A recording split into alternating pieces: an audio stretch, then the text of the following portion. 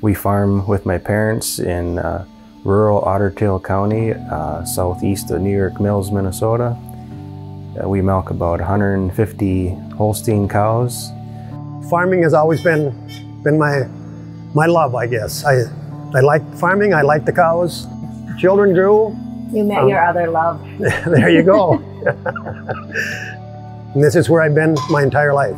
When I was in high school, the last thing I wanted to do was be a dairy farmer, but I'm glad that I'm here. I wouldn't want to be anywhere else.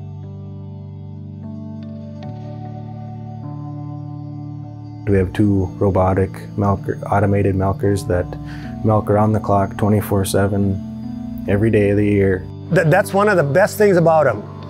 If you got something going on in the evening, whether it be family related or school related or church, you don't have to wait till the last cow is milked. And I had a really hard time accepting that when we first started with the robots, leaving the barn and the cows were getting milked. But that was easy to gravitate to and adjust to it. I mean, that is grand.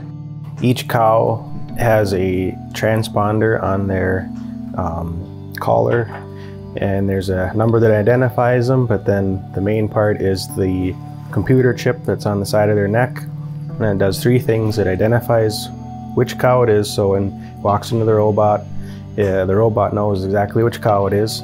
And the other 2 things that it does is it actually measures how many minutes a day the cow spends chewing her cud, which would be her rumination, and that's important so that we can watch the health of the cow based on how many minutes she spends chewing her cud. And that's very important because a sick cow does not chew her cud, and that is a problem. So we can use that piece of technology to address that cow if we need to treat her or care for her.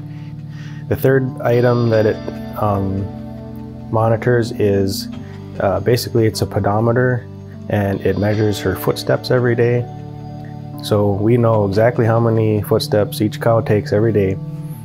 The neat part about that, when we measure both the rumination and the footsteps, we can use the information on the computer to identify when the cows come into heat.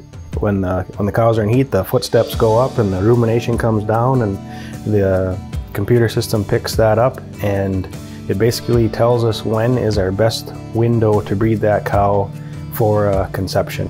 We moved the cows into our new barn in June of 2013. So we were on the barn side helping to, get cows into the robots for the first time. When I looked through the window, the robot room was full of people. We haven't turned anybody down since. And we have had, I would say thousands of guests.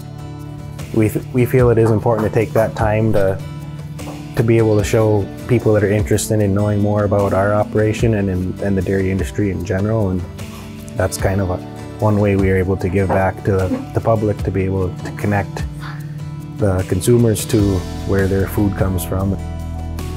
Well, we built the barn in 2013, and our daughter is a kindergarten teacher at New York Mills School. And our oldest granddaughter, Audrey, was in kindergarten in 2014. And so that was our first kindergarten trip, and we've done it every year since, other than COVID. And it was really neat. This last year, Audrey was an FFA, so it went from her starting with the kindergarten tour to being able to help with the kindergarten tour. Well, like this past year, I know there was one little boy that went home and he told his parents, when I grow up, I'm going to buy that farm. So he was really excited to be a farmer.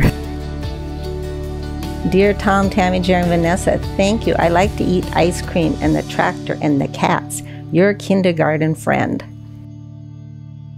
When we were asked to do a video for the AT&T video contest, we didn't really take it very seriously. We thought it was just a couple kids coming to do a short little video for a school project or something like that. It was a very busy season, yes. Corn chopping time. I mean, that's a major harvest for us. Before they left, they said it's competition. And they said, when they got into their vehicles, they said the winner of this contest, he said those who do the videoing get 10 grand, and the business also gets 10 grand. So of course we laughed at him.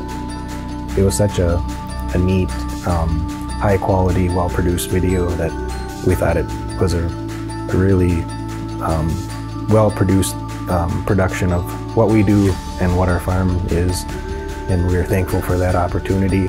We were the winners of the AT&T National Technology in a Small Business Contest that year. We were really busy, but we let the people come, and it turned out great for them and great for us. Well, it's really neat because I didn't grow up on a farm, so for my kids to be able to have a farm to run around and play and be involved with the animals, be around them and grow up in this, it's really neat. Pumpkin spice. I'm thankful for my forefathers and their families that immigrated from Finland to this area of the country, and they each generation has put a lot of hard work and sacrifices into continuing farming and having to do a lot more physical labor and struggles than probably I have to go through, and being able to be successful and provide for their family at the same time is really special, and without what they've done, I probably wouldn't be farming today. So any success that our farm has, it goes back to generations before us.